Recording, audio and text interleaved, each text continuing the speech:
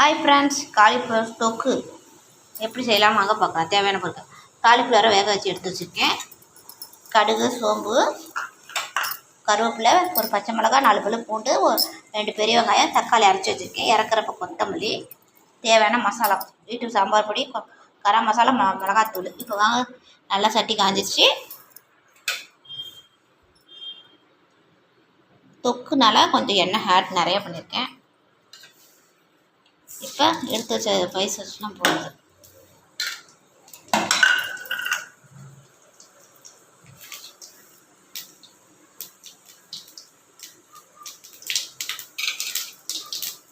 நல்லா பொரிஞ்சிச்சு.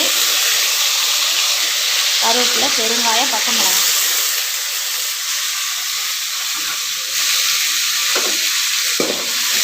டைடாக இருக்கவங்க காலிஃப்ளவர் அதிகம் சாப்பிடாதீங்க, முட்டைக்கோஸ் சாப்பிடாதீங்க. டைடாக இருக்கவங்களுக்கு அதிகம் காலிஃப்ளவர், முட்டைக்கோஸ் சேர்க்கக்கூடாது. தேவையான அளவு உப்பு போட்டுக்கணும். நான் எப்படி வெங்காயம் வணக்கிறப்ப உப்பு போட்டுருவேன் தேவையான அளவுக்கு.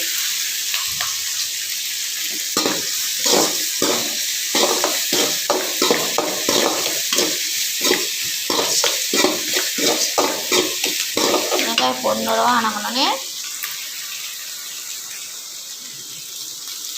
அரைச்சி வச்ச தக்காளி பேஸ்ட்டு.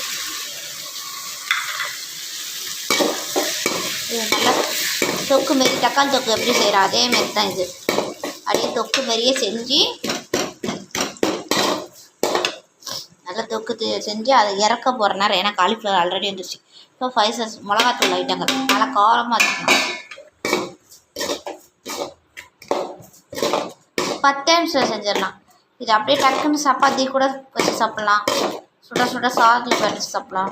ரொம்ப நல்லாயிருக்கும் காலிஃப்ளவர் தொக்கு. நல்லா கொதிக்கிது பாருங்க. கொஞ்சமாக நான் தண்ணி ஆட் பண்ணுறேன். இந்த தொக்கு நல்லா எண்ணெய் திரிஞ்சு பிரிஞ்சு வருது பாருங்க. காலிஃப்ளவர் தொக்கு நான் கொஞ்சமாக தண்ணி ஆட் பண்ணேன். நல்லா காரசாரமான தொக்கு. இப்போ காலிஃப்ளவர் நான் எடுத்து வச்சுட்டு காலிஃப்ளவர் போட போகிறேன்.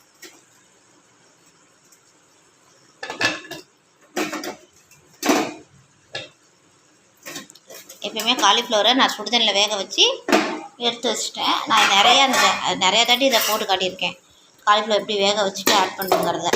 அதனால் நான் இப்போ வேக வச்சதை அப்படியே போட்டுட்டேன். இந்த வீடியோ பிடிச்சிருந்தா லைக் பண்ணுங்கள், ஷேர் பண்ணுங்கள், கமெண்ட் பண்ணுங்கள். பாருங்கள், காலிஃப்ளவர் தொக்கு கொஞ்சம் பூ பெருசாக போட்டுருக்கேன். நான் வெந்த பூ தான் உடச்சி விட்டா இன்னும் நல்லா இதுவாயிரும். இப்போ இறக்க சமயம் கொத்தமல்லி தூள்.